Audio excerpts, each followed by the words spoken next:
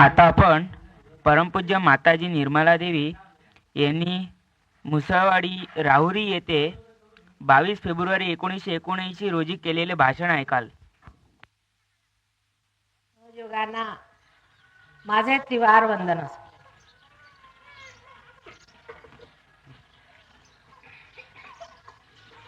जसं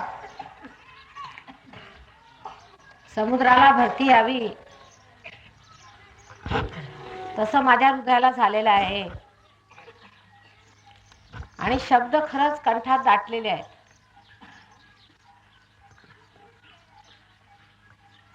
मी लंडनला या लोकांना सांगितलं होतं की तुम्हाला खरं प्रेम पाहायचं असेल तर आमच्या खेडेगावात जाऊन बघा. तुम्ही परमेश्वरावर किती श्रद्धा लोकांची आहे आणि किती प्रेमाने आनंदाने परमेश्वराचा जय जयकार ते करत असतात. तिथे लोक म्हणतात गरिबी आहे, पण हृदयामध्ये बादशहात आहे लोकांच्या. परमेश्वर हा भावाचा भुकेला आहे आणि जर परमेश्वर तुम्हाला कुणाच्या हृदयात पाहायचा असेल तर आमच्या खेड्यातून राहणाऱ्या लोकांच्या मध्ये बघा. खेड्यातल्या ह्या डोळ्यांमधनं ते प्रेम झरत आहे.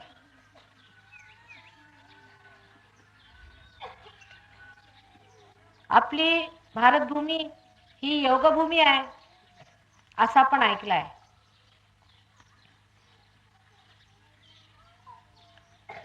असं आपण पुष्कळ लोकांच्या तोंडूने ऐकलेलं आहे की ही योगभूमी आहे, पण त्याचा अर्थ किंवा त्याचा पूर्ण अंदाज लावणं फार कठीण आहे. मुख्य म्हणजे ह्या भूमीची विशेषता ही आहे की ह्या भूमीवर तिच्या अन्नावर जगलेले लोक मर्यादेत असतात. किती असलं तरी त्यांच्या मर्यादा तुटत नाहीत. कितीही अतीवर गेले तरी ते मर्यादेत असतात. हा आपल्या पाण्याचा गुण आहे. जशा आपल्या नद्या मर्यादेत वाहतात,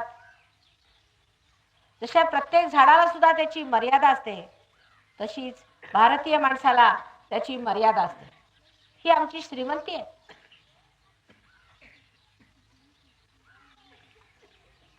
एखादा भारतीय कितीही श्रीमंत झाला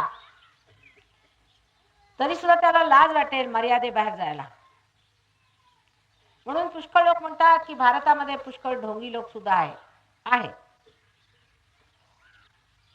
पण खुलेआम बेशरमपणा करणे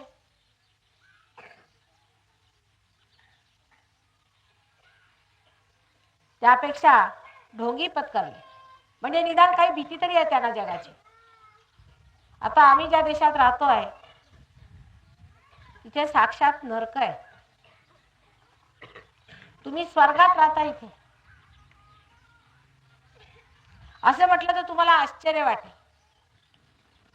कारण तिथल्या लोकांच्या जवळ वापरायला 2-4 जास्त कपडे असतील. खायला सगळं आर्टिफिशियलच आहे. तिथे बोलायचं सुद्धा सगळं काही जे आहे ते कृत्रिम. प्रेमाचा जरा सुद्धा ओलावा नाही त्या लोकांना. अशा त्यांच्या पैशाला आणि समृद्धीला काय म्हटलं पाहिजे.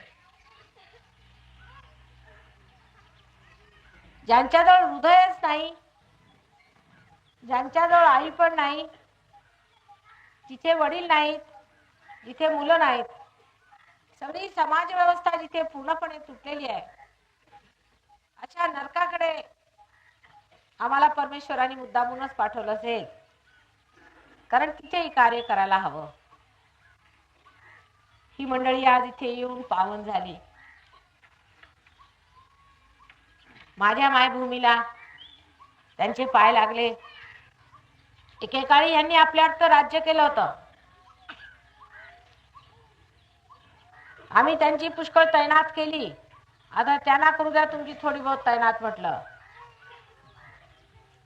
म्हणून घेऊन आले त्यांना बघायला. कारण इतके दिवस आमच्यावर राज्य करून सुद्धा त्यांनी कधी जाणलं नाही की आमच्या भारताचं हृदय काय म्हणतंय ते.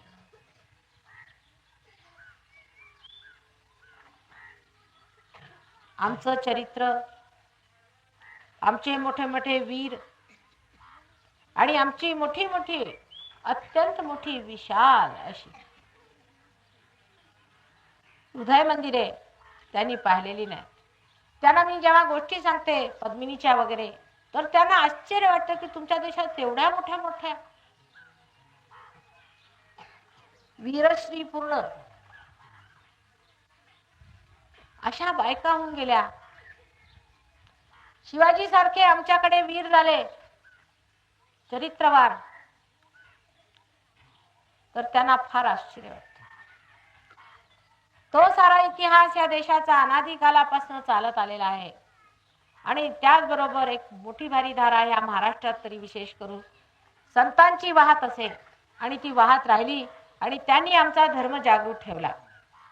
धर्म म्हणजे धर्माचं नाव घेऊन त्याच्यावरती भांडणं करणं आणि वादविवाद करणं अश्रद्धेचं कार्य आहे. कुठेही तो साधू संत असे ना का, मग तो मुसलमान असो, महार असो, नाहीतर हिंदू असो, नाहीतर कोणत्याही जातीचा असे ना का, जर तो संत असला तर त्याच्या पुढे राजा सुद्धा या देशामध्ये वागतो. त्याचा सुद्धा मान राजांनी करायचा असतो. रामासारख्या अवतरणाने सुद्धा वसिष्ठासारख्या गुरूंचा मान केलेला आहे. अशी फार समृद्ध आध्यात्मिक आपली भूमी आहे. त्याच्यात आपण गरीब कसे होणार? तुम्ही नुसता मनाचा एक विचार करून ठेवलेला आहे की आपण इतर लोकांपेक्षा गरीब आहोत. एखादा मनुष्य राजासारखा असतो. आता आमचंच बघा, ह्या जन्मात फार श्रीमंत घरी जन्म झाला आणि लग्न झालं फार श्रीमंत घरी वगैरे, पण आम्हाला काही चढत नाही. जर तुम्ही म्हणाल तर उद्या आम्ही ते झोपी जाऊ व्यवस्थित आरामात, या झाडाखाली म्हणाल तर आरामात झोपायला.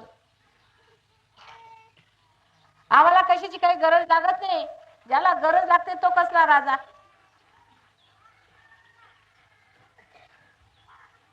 ज्याला गरज नाही तोच खरा राजा.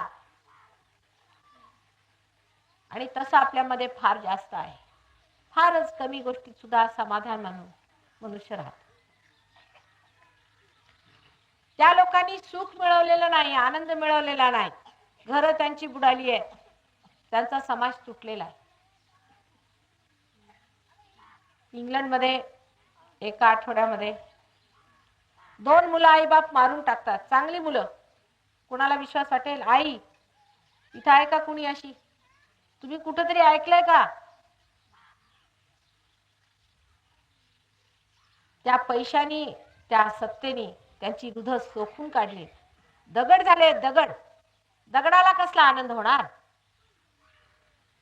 तिथे सुद्धा आम्ही सहयोग काढला.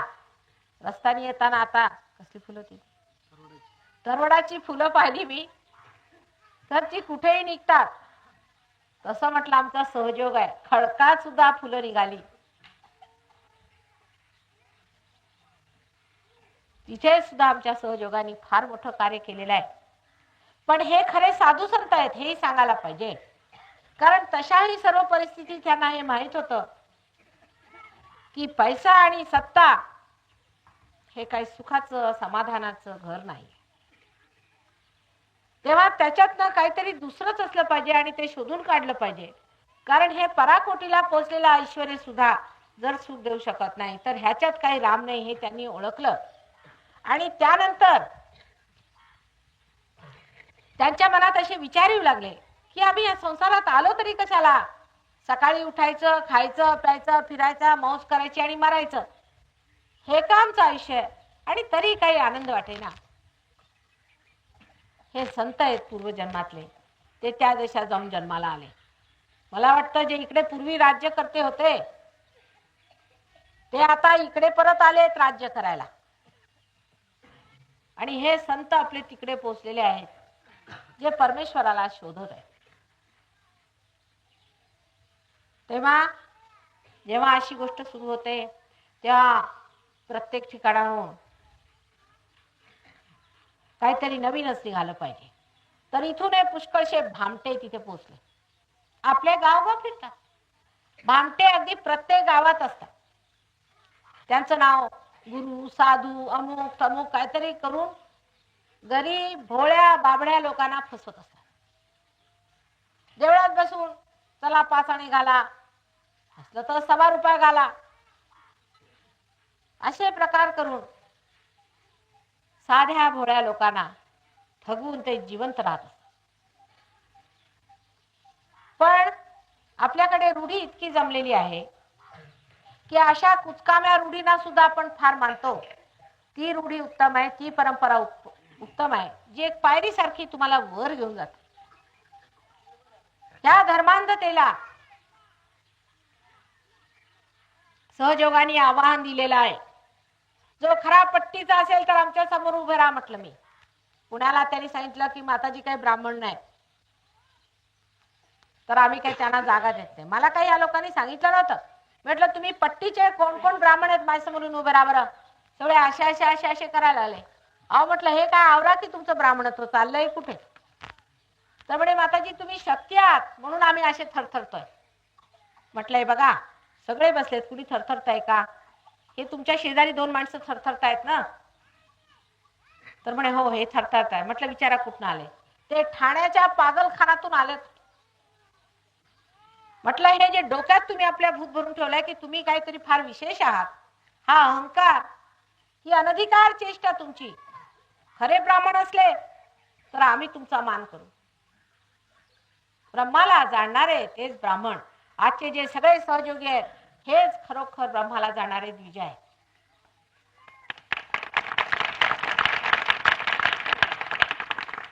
जातीच्या नावाखाली सुद्धा आम्ही जे जे आक्रमण दुसऱ्यांवर केलेले आहे ते सगळं आम्हाला मिटून टाकायचं आहे.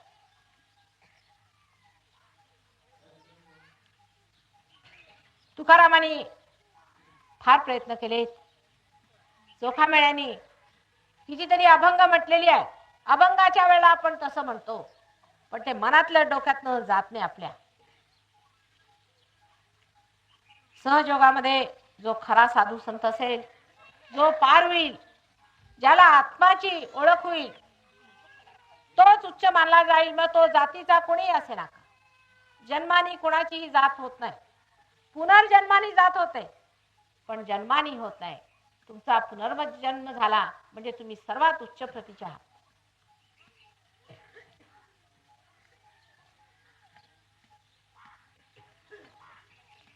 जातपात मिटवायची म्हटलं किंवा फार मोठी मोठी विश्वबंधुत्वाची लेक्चर्स दिले. अहो आम्ही सगळे भाऊबंध आहोत अशी 2-4 लेक्चर दिली म्हणजे काही कुणी भाऊबंद होत नाही. पण आज तुमच्या बरोबर हे सगळे तिथे नाचत होते ते मात्र बघून माझं अगदी हृदय भरून आलं. सगळं वृंदावन आठवलं मला.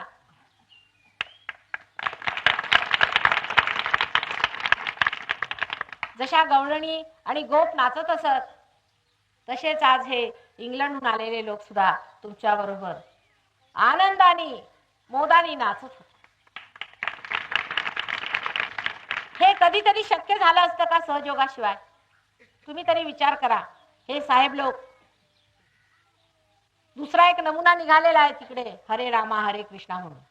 गांजा प्यायचा, ताडी घ्यायची आणि तिथे रस्त्यावर उभं राहून धोत्र घालून नाचायचं. ते धोत्र कशी घालायची काय माहित नाही. आमच्या त्या लंडनला बायका सुद्धा साड्या नेसून नाचतात, ती सगळं त्यांचा गोंधळ. आणि एक अक्षर सुद्धा आम्ही भारतीय काय आहोत, आमचं हृदय काय आहे ते सुद्धा त्यांना माहिती नाही. नुसता वरपांगीपणा दाखवायचं की आम्ही फार धार्मिक. ही जी सरमिसळ, हा जो अंतर्योग सर्व देशादेशातून कोणाकोणातून होणार आहे. तुमच्या मुसळवाडीचं नाव आता लंडनच्या सुद्धा झेंड्यावर चढणार आहे.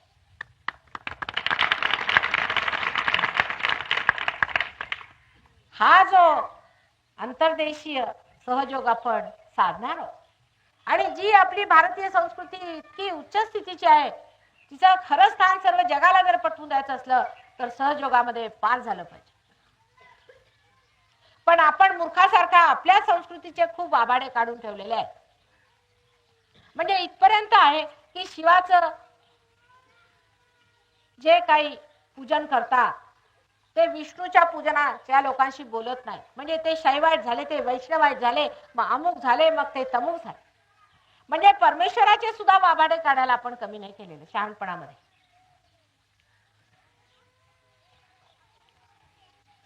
तेव्हा हे समजून घेतलं पाहिजे की परमेश्वर हा एक आहे. त्याचे अनेक अवतार संसारात आले, वेळोवेळी जसे कार्य होते त्याप्रमाणे ते झालेले आहे. आता अवतार जर संसारात नाही आले तर तुम्हाला हे सगळं समजावणारं कोण आहे? चैतन्य लहरी म्हणजे काय हे 6व्या शतकामध्ये विश्वदत्तरेंनी आदिशंकराचार्यांनी सगळं समजावून सांगितलं. आदिशक्ती म्हणजे काय त्याचं सुद्धा अगदी विशदतरेने त्यांनी सांगितलं की तिला पाहिल्याबरोबरच कुंडलिनी उठते, ही तिची ओळख आहे. तिच्या पायावर गेल्यावरच कुंडली उठली पाहिजे छटा, ही तिची ओळख आहे. हे सगळं सांगितलं, पण ते सांगून तरी ते प्रत्यक्ष घडल्याशिवाय तुम्ही कसं ओळखणार ते? बरं, आजकाल शंकराचार्य वाचायला कुणाला फुरसत आहे का? आपल्या शिष्ट शिकलेल्या लोकांना तर मुळीच नाही. आणि ग्राम समाजात सुद्धा साधारणपणे आपल्याला काहीतरी इकडचं तिकडचं वाचलं की झालं. पण दासबोध तुम्ही वाचला असेल किंवा ज्ञानेश्वरी तुम्ही जर वाचली असेल तर कुंडलिनी काय आणि कुंडलिनीची शक्ती काय असते त्याबद्दल तुम्हाला माहिती होणार. पण माहिती होऊन तरी बोलाचाच भात बोलाचीच कडी, त्याचं प्रत्यक्ष तुम्हाला कुणीतरी दिलंच पाहिजे ना, की नको ते? आम्ही जर म्हटलं येणार येणार येणार, बातम्या लागल्या आणि तो येण्याचं नावच नाही, आणि आल्या लोकांनी म्हणायचं की हे कशावरनं सिद्ध? अशा फालतूच्या उहापोहामध्ये आपला वेळ दवडू नका. वेळ फार थोडा आहे. पार होऊन घ्या. आत्म्याची परीक्षा झाल्याशिवाय आमची परीक्षा करता येणार नाही आणि परमेश्वराला जाणू शकत नाही. आधी पार होऊन घ्या, मग बोलूया. पार हे झालंच पाहिजे, हे प्रत्येक शास्त्रात सांगितलेलं आहे. आणि जे मोठे मोठे आपल्या देशामध्ये संत साधू आहेत ते म्हणा जंगलात राहतात, ते काही बाहेर यायला तयार नाही. मला सांगतात माताजी आम्ही 12 वर्षांनी येऊ, नाही तर 14 वर्षांनी येऊ. म्हटलं काय तुम्हाला कोणी वनवास दिलाय? नको नको म्हणे ते लोक, आम्हाला छळून काढतील, आमचे पाय मोडले, आमचं डोकं फोडलं. ते ओळखतात आम्हाला, पण ते वितात तुम्हाला.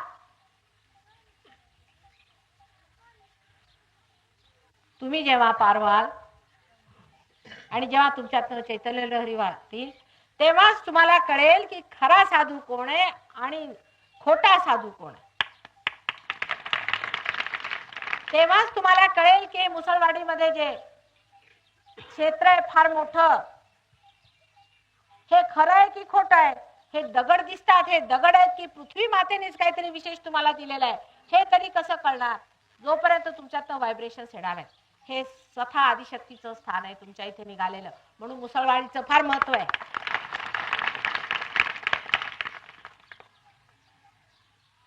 केवढं मोठं स्थान आहे आदिशक्तीचं, आतापर्यंत कुठेच देऊळ नाही. आणि त्या आदिशक्तीचं देऊळ तुमच्या इथे मुसळवाडीला बांधल्यावर सर्व संसारातनं लोक घेऊन इथे पायावर येणार आहेत त्या देवळात, आणि ती तुमची पुण्य आहे. आणि पूर्व संपदा आहे की तुम्ही अशा पुण्यभूमीत जन्माला आला. इथे स्वतः पृथ्वी मातेने आदिशक्तीला जन्माला घातलेला आहे, तेव्हा स्वतःलाही धन्य मानून घेतलं पाहिजे. आणि नसत्या लहान सहान गोष्टींवरती न रागवता स्वतः आम्ही राजे आहोत, तेव्हा तिथे आदिशक्ती आमच्या दारात आली. अरे तुम्ही असे नसता तर आम्ही आलो असतो का तुमच्याकडे? आधी तयारी होते, तुम्हाला माहिती आहे, तेव्हा आमचं येणं होतं. ही तयारी अनादी काळापासून या वस्तीत झालेली आहे, या परिसरात झालेली आहे. आणि त्या तयारीच्या फलस्वरूप आता जर आम्ही येऊन तुम्हाला पार केलं तर ते तुमचं स्वतःच आहे, ते आमचं देणं आहे म्हणून आम्ही आलो. आणि दिलं नसतं तर आम्हाला चैन तरी आली असती का? प्रेमाचं देणं समजलं पाहिजे, त्याला काहीही परत नको असतं. देण्याचाच त्याचाच जो निरानंद माणसाला असतो, आज खरंच तसा निरानंद मी पाहिला तुमच्यामध्ये. निरानंद म्हणजे त्या आनंदामध्ये कोणतंही घेणं नसतं, नुसतं त्याचं वाहन आणि त्याचं एकंदर गतिशील होणं, त्याच्या अनेक लहरी आणि त्याचा केशकलाप पटला पाहिजे.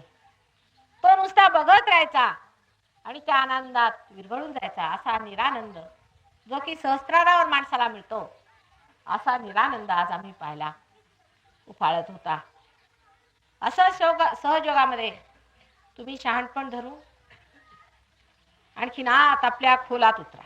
नसत्या गोष्टींवरती वाद घालू नका, लहान लहान गोष्टी घेऊन वाद घालू नका, सत्यावर उभे राहा. एक लहानशी गोष्ट आहे जी वारकरी संप्रदायाच्या लोकांना फार वाईट वाटते, ती मी समजावून सांगते, कारण मी तुमची आई आहे. वारकरी संप्रदायामध्ये अत्यंत सज्जन आणि श्रद्धावान लोक आहेत. विठ्ठलाला जातात, रखुमाईला जातात, ठीक आहे, पण तिथे तुम्हाला काही धर्म दिसतो का? अशा अधर्मी ठिकाणी परमेश्वर झोपीच गेला असता. हे एक साधारण तत्व आहे, त्याच्यात वाईट वाटून घेण्यासारखं काय? आता तुम्ही पार झाल्यावर जाऊन बघा आणि जागृत करा. तिथे देवाला सांगा तुला जाग झालंच पाहिजे आणि इथला अधर्म तू मिटवून टाक. पण अजूनही तुम्ही नुसते रूढीवादी होऊन पार न होताना तिथे पोचाल तर परमेश्वर म्हणेल मला हे लोक नको होतात. फार झालं, काही फायदा झाला नाही. मी इथे विटेवर उभा आहे, त्याचा काहीही मलाही आणि ह्यांना फायदा झाला नाही. तुमच्या श्रद्धेला फळं यायची असली तर पहिल्यांदा आत्म्याला आपल्या जागृत करून घ्या. एक लहानशी गोष्ट मी सांगितली की तुम्ही माळ घातली, ही कुणी घातली तुम्हाला? तर माताजी आमच्या गुरु. तुमचे गुरु कोण? अनधिकार चेष्टा आहे ती. माळ घालायला पाहिजे तर घाला, आम्ही घालतो की मंगळसूत्र, तसं तुम्ही माळ घाला, पण ती कुणाला अधिकाराने दिलेली असेल तर ते मात्र मान्य करू नका. कारण अधिकार असलेल्या माणसापासून तुम्ही जर घेतला असेल, त्या माणसाला अधिकार आहे, ज्यांनी धर्माचा अधिकार धरलेला आहे, तो परमेश्वरापासून आलेला असला पाहिजे. परंपरागत येत नाही की आमचे वडील पुजारी तर आम्ही पुजारी नाही, आमची मुलंही पुजारी, ही सगळे पुजारी. अशा पुजाऱ्यांना ख्रिस्तानी एकदा घेऊन खूप झोडपलं होतं. पुजारी तोच असला पाहिजे जो अधिकारी आहे त्याचा, ज्याला अधिकार नाही. अशी जी मंडळी तुमच्या डोक्यावर जे धर्म लादतात ते मानून घेऊ नका. कारण तुम्ही स्वयं साक्षात धर्मात, तो जागृत करून घ्या म्हणजे तुमच्या लक्षात येईल. सहनच होणार नाही तुम्हाला या गोष्टी. तुम्ही स्वतःचीच माळ करून का घालत नाही? कुणाला मानलंच पाहिजे का? मग त्यालाच का नाही मानत? तेव्हा अशा लहान लहान गोष्टीमध्ये अडकू नका. कारण आपलं संबंध आयुष्य एखाद्या लहान गोष्टीसाठी घालवायचं नाही, पण अगदी समतोल विचार करून, सारासार विवेक लावून आणि लक्षात घेतलं पाहिजे. आता आम्ही बुक्का लावला तर काय हरकत आहे माताजी? काही मला हरकत नाहीये बुक्का लावायला. हरकत काय असणार मला? बुक्का लावा नाही तर काळं फासा, त्याला काही म्हणता येण्यासारखं नाहीये. पण तो बुक्का कुठला? अहो हे तुमचं कपाळ आहे ना. हे माणसाचं कपाळ म्हणजे परमेश्वराने हजारो योनीतून काढून एक विशेष रूपाने बनवलेलं हे कपाळ आहे. ते वाटेल त्यांनी रंगवायचं का? त्याला फक्त चैतन्यमय ही वस्तूच लावली पाहिजे. एक एवढी मोठी वस्तू तुम्हाला देवाने दिली आहे, ते वाटेल तिथे झुकवायची का? म्हणजे तुम्ही भूतांच्या समोर झुकवता की परमेश्वराच्या समोर झुकवता ते तरी पाहिलं पाहिजे ना. हे केवढं मोठं आपल्याला दिलेलं आहे दान देवानी. हे कपाळ म्हणजे काही लहान गोष्ट आहे का? तुम्ही बघा कोणत्याही जनावराला असं कपाळ नसतं. त्यांचं कपाळ नेहमी बाकडं असतं. आपलं कपाळ असं सरळ असतं माणसाचं. आणि हे कपाळ केवढं मोठं आहे. आणि ह्याच्यामध्येच एकादश रुद्र शक्ती आहे. एकादश रुद्र म्हणजे एका रुद्राने संबंध संहार आणि विध्वंस या संसाराचा होऊ शकतो. ती सगळी एकादश रुद्र शक्ती आपल्या कपाळावर असल्या त्याच्या वाटेल ते घेऊन डोक्यावर कशा लावायचं? कुठून आला बुक्का? स्मशानात आला की कोणी दिला? हे दोन पैसे आपल्या पासून जे कमवून खातायत आणि त्यांचा सगळा चरित्रार्थ आपल्या पैशावर चाललाय, त्यांच्या पायावर जाण्याची काय गरज आहे? काय हो राजा काय आपल्या नोकरांच्या पायावर जातो का? त्यात वाईट नका वाटून घेऊ. मी तुमच्या मानाची गोष्ट सांगते की आपली इज्जत करा, आपल्याला ओळखून घ्या. आणि हे जे कपाळ आहे त्याच्यावर फक्त चैतन्याचे टिळे लावा. दुसरे टिळे लावून फिरू नका. ते सैतानाचे आणि राक्षसांचे टिळे आहे. त्यांनी नुकसान होईल तुम्हाला. भूत येतील तुमच्यामध्ये, त्रास होईल तुम्हाला. लक्ष्मी तुमच्या घरात वावरणार नाही. मी आई आहे, तुम्हाला खरं खरं मी ते सांगते. ह्या देशातली लक्ष्मी उद्या जागृत होऊ शकते जर तुम्ही ही भूत विद्या सोडली तर. ही सगळी भूतविद्या अनधिकार चेष्टा करून करून आम्ही भूतांना जागृत केलेला आहे, देवाला जागृत केलेलं नाही. ज्या दिवशी इथून तुम्ही हलवा लागलीच तुम्हाला दिसेल लक्ष्मीचं राज्य. पैसे लक्ष्मी नसते पण लक्ष्मीचं साम्राज्य. इतकंच नाही, मी आता ह्याला गेले होते कोवलमला. तिथे इतकी विचित्र रूढी आहे की आपल्या घरामधले जेवढे लोक मरतील त्यांना घराच्या समोरच गाडायचं. म्हणजे आता बघा काय बोलायची सोय नाही. सगळीकडे भूत. मी म्हटलं हा काय प्रकार बघ. निदान आपल्या महाराष्ट्रात अशी शहाणे नाही. मी म्हटलंय नाही आमची रूढी आहे म्हणे. अहो म्हटलं पण ह्यानी भूत होता ते स्मशानात गाडायचे असतात. तर त्यांना अगदी राग आला माझ्या माताजी असं कसं म्हणतात. आणि सगळे जण माझ्या समोर असे असे भूत आल्यासारखे हलायला लागले. सगळं गाव आजारी. आणि तुम्हाला माहितीच आहे की त्या देशामध्ये किती दरिद्रता आहे. लोकांना खायला नाही काय नाही. लक्ष्मीचं जर साम्राज्य आणायचं असलं तर पहिल्यांदा समजून घेतलं पाहिजे की लक्ष्मी कशाने जागृत होते. त्याचं शास्त्र आहे की नाही शास्त्र आहे. प्रत्येक गोष्टीला शास्त्र असलं पाहिजे. लक्ष्मी अशीच का बनवली? तिच्या हातात कमळच का दिली? तिच्या हातात अशी शक्ती काय वाहते, ही शक्ती काय आहे, हे सगळं समजून घेतलं पाहिजे आपण. जरी आपण साधे भोळे माणसं असलो तरी आपण मूर्ख नाही. साध्या भोळ्या माणसाला तर जास्तच अक्कल असते. कारण त्याच्याबरोबर परमेश्वर साक्षात उभा असतो. त्याला सुज्ञपणा आणि शहाणपणा जास्त असतो एखाद्या शिकलेल्या माणसापेक्षा. पण आपण साधे भोळेपणाचा अर्थ मूर्खपणा करू आणि जे समोर धडधडीत दिसते की हा मनुष्य वाईट आहे, दुराचारी आहे, वाईट मार्गाने जातो, वाटेल तसे धंदे करतो, तरी आपण त्याच्या पायावर जातो का? कारण तो सांगतो की मी तुमचा गुरु आहे किंवा मी इथला पुजारी आहे वगैरे. जो मनुष्य पवित्र नाही त्या माणसाला कधीही गुरु मानलं नाही पाहिजे. ह्याच्यात वाईट वाटून घेण्यासारखं काय आहे? लक्ष्मीचं साम्राज्य जर आणायचं असलं तर पहिली गोष्ट तुम्ही लक्षात ठेवा की जिथेही जराशी भूत आली की लक्ष्मी घरातनं अशी निघून जाणार. दुसऱ्या लक्ष्मीच्या विरोधात जी फार मोठी गोष्ट असते ती आहे दारू. तुम्ही वाईट वाटून घेऊ नका. दारू म्हणजे जशी काय आपली आईच झाली आहे पुष्कळ लोकांना. दारूच्या विरुद्ध मी बोलले की आईला शिव्या दिल्यासारखे माझ्याशी भांडायला येतात. आणि ही बयाबाई ज्या घरात घुसली तिने आई सकट बायका मुलांना घराबाहेर ढकल. आता नशीब आपल्याकडच्या बायका अजून शहाण्या आहेत, नाही तर तिकडे इंग्लंडला बायकां पुरुषांपेक्षा जास्त पितात. आता हे दारू पिऊ नका प्रत्येक गुरुनी सांगितलेलं आहे. ते काय वेडे ते? त्यांनी नुसते रोगच होत नाही, मनुष्याची मती भ्रष्ट होते. तुमच्या चेतनेच्या विरोधात बसते ती दारू, म्हणून ती प्यायची नाही. त्यांनी लक्ष्मी तत्व मारलं जातं. अहो इकडून बाई आली आणि तिकडनं लक्ष्मीने काढता पाय घेतला. तिला नको रे बाबा ते. अगदी गरम गरम येतं त्याच्यातनं. तुम्हाला कसं काय समजत नाही? तुम्ही रोज बघता माणसांना, धुळीत मिळताना बघता त्यांना, परत त्याच मार्गाला कशाला जायचं? एक आईचं हृदय आहे, ते कळवळून तुम्हाला काय सांगणार आहे की हे सगळं करू नका आणि प्रभूच्या राज्यात या, तिथले नागरिक व्हा, बादशाह बना, आरामात येऊन बसा. राम राज्याचं सौख्य तुमच्यासाठी आम्ही तुमच्या दारात आणलेलं आहे. ते घ्यायचं सोडून हे काय लहान सहान घेऊन बसलात तुम्ही? केवढा मोठा आनंदाचा मेळावा आज पाहिला. हा सहयोगाचा लाभ आम्हालाही घडलेला आहे. आपल्या मुलांनी आनंदात असावं, त्याला सर्व जगातलं सौख्य आणि ऐश्वर्य मिळावं असं कोणत्या आईला नाही वाटत.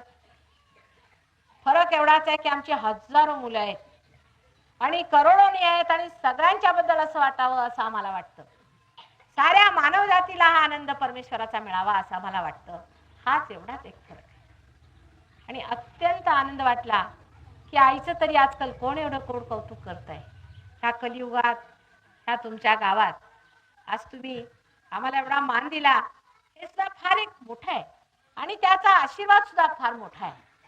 ह्या गावाला आमचा अनेक अनेक आशीर्वाद आहेत आणि राहणार आणि त्याची अत्यंत उन्नती आध्यात्मिक होऊन संसारातले जिथे जिथे लोक परमेश्वराला शोधत असतील ते इथेच ह्या वृक्षाखाली येऊन आणि तुम्हाला विचारणार आहेत की आम्हाला सहयोग समजून सांगा, कारण तुमचं सरळ साधं हृदय आणि ती पूर्वीची पूर्व पुण्याई त्याच फळाला आलेली आहे. तुम्हाला कितीदा वंदन करावं ते कळत नाही.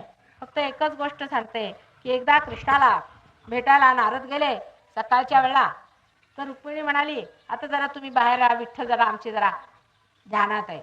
त्यांनी विचारलं की अहो ह्यांना कोणाचं ध्यान? हे स्वतः परमेश्वर आहे, हे कोणाचं ध्यान करत बसले? ते म्हणे भक्तांचं ध्यान करतात सकाळी उठून. तसंच आहे, तुमच्याशिवाय आम्हालाही मार्ग नाही, आम्हालाही चैन नाही आहे.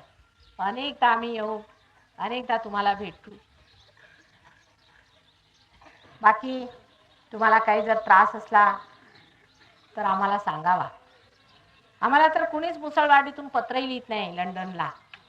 आपल्या आईला एखादं पत्र तरी पाठवलं पाहिजे, काही त्रास असला तर कळवलं पाहिजे.